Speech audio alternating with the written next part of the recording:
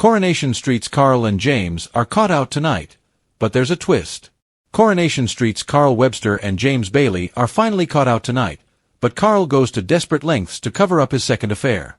Carl is now in a relationship with Abby, after an affair behind his brother Kevin's back, but he is also secretly sleeping with James. This week, Carl has made an enemy out of new pub owner Ben, who assumed that he had something to do with the dodgy MOT scandal that gave his son Ollie a legal case to sort. Ben suddenly turned violent and shoved Carl against a wall, delivering a sinister threat and warning him to stay away from his family.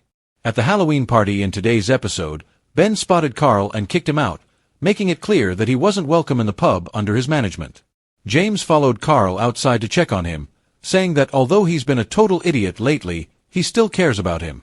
The pair grew closer again but were caught when Debbie walked into the backyard and demanding to know what was going on. While Carl protested that they were just discussing personal training, Debbie didn't look convinced and headed to work. The moment had been ruined, and James insisted that they could only be friends now that Carl was with Abby. Later at the hotel, when Carl showed up for his shift, Debbie confronted him with her suspicions that he is having an affair with James.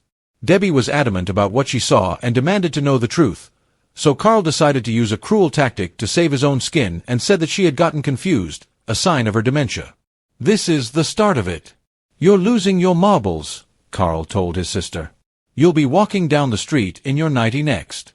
You're not making any sense. I'm worried about you." This was enough to make Debbie question herself, and she apologized to Carl for making an incorrect assumption. Kevin later made amends with Debbie, and Carl then told him that they should come together and park their feud so they can keep an eye on their unwell sister.